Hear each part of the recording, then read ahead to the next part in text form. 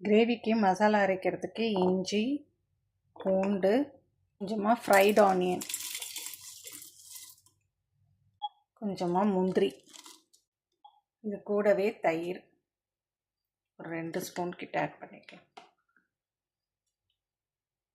மஞ்சத்தூள், காரத்தூள் உங்கள் காரத்துக்கு ஏற்ற மாதிரி காரப்பொடி போட்டுக்கோங்க.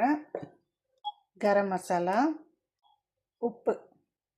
முதல்ல இதை அரைச்சிக்கலாம். இது கூட இன்னும் ஒரு இன்க்ரீடியண்ட் ஆட் பண்ணணும்.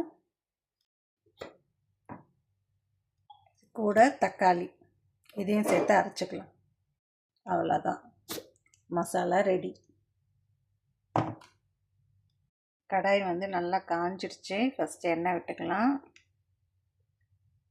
பட்டை, கிராம்பு, ஏலக்காய், கொஞ்சமாக சோம்பு. இப்போது சோளம், பன்னீர், கேப்சிகம்,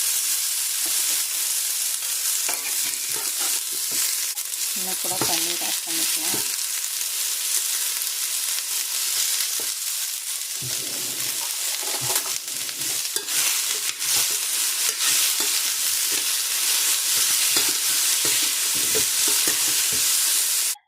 இப்போ வறுத்து வச்சதை தனியாக எடுத்தாச்சு. இப்போ மறுபடியும் கடாயை எடுத்துகிட்டு எண்ணெய் விட்டுக்கலாம்.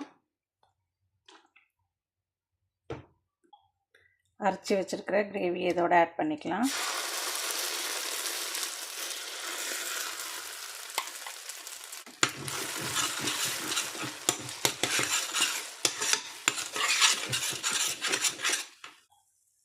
தேவையான அளவுக்கு தண்ணி விட்டுக்கலாம். நல்லா ஒரு 10 நிமிஷம் கொதிக்க விடணும்.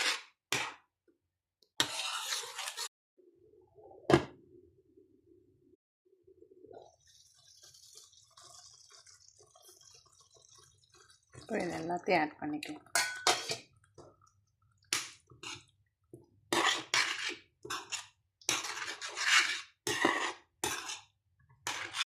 கடைசியாக கஸ்தூரி மெத்தியை நல்லா இப்படி க்ரஷ் பண்ணி போடுங்க. அப்புறம் கொஞ்சமாக சர்க்கரை ஆட் பண்ணுங்கள்.